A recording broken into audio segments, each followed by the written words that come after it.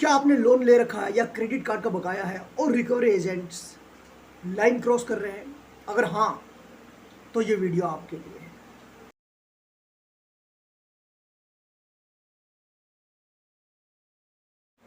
नमस्कार दोस्तों, स्वागत करता हूं एक बार फिर से मैं आप सबका आपके अपने चैनल सिंप्लिसिटी एंड फाइनेंस पे। क्या आपने लोन ले रखा है? क्या क्रेडिट कार्ड का आपके ऊपर बकाया है और रिकवरी एजेंट्स लाइन क्रॉस कर रहे हैं? अगर हाँ, तो इस वीडियो में मैं आपको पूरी जानकारी देने वाला हूं कि रिकवरी एजेंट्स के क्या अधिकार है, आपके क्या अधिकार है, किस तरीके से वो इलीगल तरीके से आपको हैरेस करते हैं और उस इलीगल तरीके को काउंटर करने का आपके पास क्या ऑप्शन है। ये सारी की सारी जानकारी मैं आपको आज इस वीडियो में देने वाला हूं। तो बने रहिए इस वीडियो के लास्ट तक ताकि आप हैरेसमेंट से बच सके, खुद को बचा सके, परिवार को बचा सके। दोस्तों, सबसे पहले तो मैं आपको ये बता दूं कि अगर आपने कोई लोन ले रखा है तो आपने कोई पाप नहीं कर रखा। अगर आप उसको पे नहीं कर पा रहे हैं जेन्युइन रीजन की वजह से, तो भी आपने कोई पाप नहीं किया। इवन कानून की नज़र में भी आप ऐसे किसी भी तरीके के हैरेसमेंट के अधिकारी नहीं है जिस तरीके से रिकवरी एजेंट्स आपको परेशान करते हैं। उदाहरण के लिए, वो आपके फ्रेंड्स को कॉल कर सकते हैं, आपके रिलेटिव्स को कॉल कर सकते हैं, बिना बताए आपके घर पर धमक सकते हैं, आपको गालियाँ दे सकते हैं। ये सारी चीज़ें या इस तरीके की और अधिक और भी चीज़ें जो है हैरेसमेंट करने की तरीका रिकवरी एजेंट्स का, दिस इज इलीगल। ये एक गैर कानूनी तरीका है एंड आपको इसको काउंटर करना है।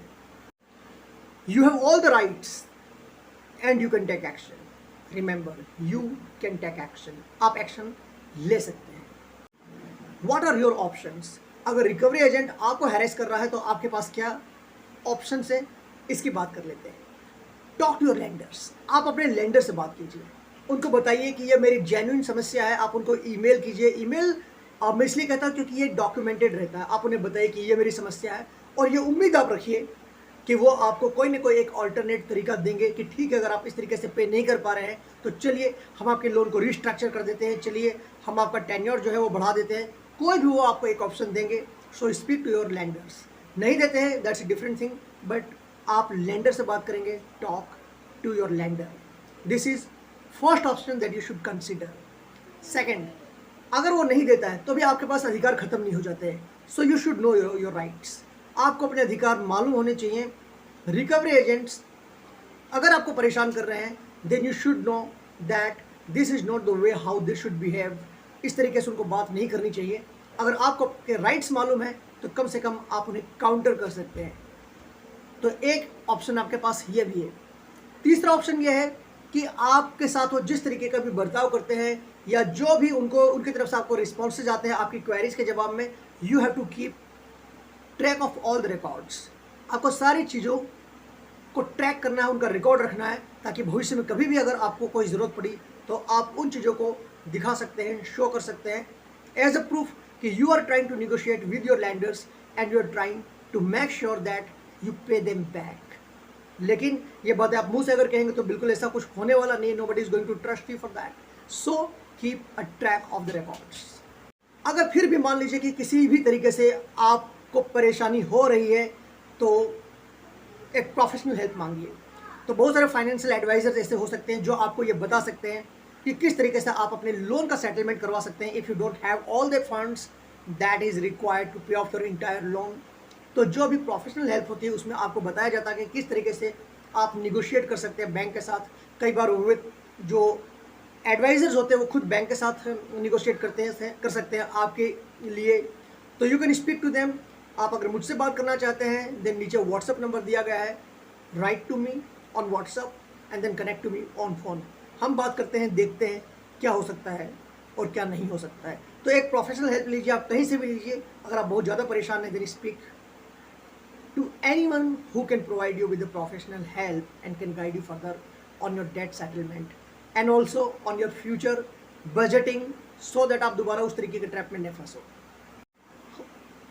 और एक बहुत ज़्यादा ज़रूरी बात है कि बी प्रोएक्टिव। कभी भी रिकवरी एजेंट आपको परेशान करे या आपके ऊपर डेट है तो आप हमेशा प्रोएक्टिव बनिए। प्रोएक्टिव बनने से मतलब क्या है? प्रोएक्टिव बनने का मतलब ये है कि कभी आप ये नहीं सोचे कि चलो यार मेरा लोन है, नहीं देता, देखा जाएगा जो होगा। इस तरीके का अप्रोच आप मत रखिए। इस तरीके की बातें अपने दिमाग में मत रखिए। अगर आप डेट में हैं then no, you have to pay it back. आपको इसको पे बैक करना है, उसके लिए आपके पास एक प्रॉपर प्लानिंग होनी चाहिए। फंड्स नहीं है तो सेटलमेंट की प्लानिंग होनी चाहिए। अभी नहीं कर सकते हैं तो 2 साल के बाद सेटलमेंट की प्लानिंग होनी चाहिए, 10 महीने के बाद सेटलमेंट की प्लानिंग होनी चाहिए। लेकिन हम तो बस भूल गए, हम तो नहीं देंगे, छोड़ो ना यार, कुछ भी जो होगा देखा जाएगा, इस तरीके का माइंड सेट आपका बिल्कुल नहीं होना चाहिए। So be proactive in handling, in countering the recovery agent harassment and also paying off your loan. ये बहुत इंपॉर्टेंट है। So be proactive and know you have to pay it back. If you can not, seek professional help कि आप क्या कर सकते हैं। इतनी जानकारी तो आपको मिल ही गई है। चलिए आरबीआई की गाइडलाइंस क्या कहती है अगर आपके ऊपर डेट है और अगर आप पे नहीं कर रहे हैं, और रिकवरी एजेंट अगर आपको परेशान कर रहे हैं, तो आरबीआई की गाइडलाइंस क्या कहती है। सबसे पहली चीज कि recovery agents are not suppose to violate your privacy. आपकी प्राइवेसी को रिकवरी एजेंट्स वायलेट नहीं कर सकते हैं। व्हाट डज इट मीन, क्या मतलब इसका? इसका मतलब ये है कि आपके ऊपर लोन है, आपके ऊपर डेट है, they can not speak to your colleagues, your friends, your relatives about your loan. आपके लोन के विषय में वो किसी और से डिस्कस नहीं कर सकते हैं। ये अगर वो ऐसा करते हैं तो ये आपकी प्राइवेसी का वायलेशन है। And as per RBI guidelines they are not supposed to disclose your loan to anyone. Second, agents must identify themselves. जो एजेंट्स होते हैं वो अपने आप को आइडेंटिफाई करेंगे, यानी कि जब कभी भी आपके पास आएंगे तो बताएंगे कि वो हैं कौन, वो थर्ड पार्टीज आए हैं या बैंक एग्जीक्यूटिव्स हैं, क्या है, वो अपने आप को आइडेंटिफाई करेंगे विद एन आईडी प्रूफ। आपको अपना आईडी प्रूफ दिखाएंगे। इसके अलावा आपका बिल्कुल अधिकार है कि आप उनसे वो एक अथोराइजेशन लेटर भी मांग सकते हो जिस पर ये क्लियरली लिखा हो कि इस इंसान को इस बैंक ने आपसे इतना पैसा कलेक्ट करने के लिए कहा है। So this is again as per RBI guideline. और अगर वो ऐसा नहीं कर सकते हैं तो you are within your rights to deny, to decline their request to repay the loan right there and then. और अगर इसके बावजूद वो आपको ज़्यादा परेशान करते हैं देन यू कैन कॉल 100। तीसरी बात, recovery agents are not suppose to use abusive language. Recovery agents जो होते हैं वो कभी भी आपको गाली नहीं दे सकते, जो कि वो देते हैं। As per RBI guideline they are not suppose to use abusive language. वो आपको अब्यूज नहीं कर सकते, गाली गलौज नहीं दे सकते हैं फोन पर। और इसीलिए मैंने ये कहा था कि keep a track of all the records. अगर वो आपको गाली देते हो तो सारी चीज़ें आपकी रिकॉर्ड होनी चाहिए ताकि आप फिर उनके अगेंस्ट एक्शन ले सके। You can file a law suit against the bank, the credit card issuer or the recovery agent if they are violating RBI's guidelines in any way to harass you. And one very important thing, recovery agents are not supposed to contact you at odd hours. यानी कि recovery agent सुबह 8 बजे से पहले और रात को 7 बजे के बाद आपको कॉल नहीं कर सकते हैं। और अगर वो ऐसा करते हैं तो उसमें आपकी एक सहमति होनी ज़रूरी है। और अगर बिना आपकी सहमति को आपको रात को 12 बजे कॉल कर रहे हैं then again they are violating RBI's guidelines and you can take action. चलिए हम लीगल रेमेडीज की बात कर लेते हैं कि आपके पास लीगल क्या क्या ऑप्शन है।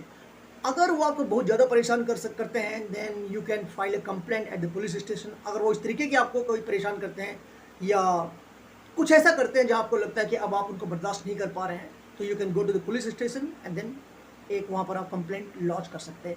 दूसरा, आप एक इंजंक्शन शूट फाइल कर सकते हैं जहाँ पर जो क्रेडिटर्स है ये होता है बैंक में, कोर्ट में, वहाँ जाकर आप इंजेक्शन लॉ सूट कर सकते हैं जिसमें आपको थोड़ा इंटरिम रिलीफ मिल सकता है और वो रिकवरी कुछ समय के लिए आपकी बंद हो सकती है। इसके लिए आप किसी भी लॉयर से कॉन्टैक्ट कर सकते हैं and the lawyer will guide you further on this. इसके अलावा जैसा कि मैंने आपको बताया कि पब्लिक के लिए आपको ह्यूमिलेट नहीं कर सकते रिकवरी एजेंट्स। अगर वो ऐसा कर सकते हैं तो आपके पास एक लीगल ऑप्शन और भी है जहां पर एक डिफेमेशन लॉसूट आप कर सकते हैं, यानी कि मानहानि का दावा, जैसा कि आप फिल्मों में देखते हैं कि मैंने उसके ऊपर मानहानि का दावा कर दिया। तो अगर वो आपके पास प्रूफ है, if you have already kept the track of all the records, then you can go for a defamation lawsuit and your lawyer will help you out in this.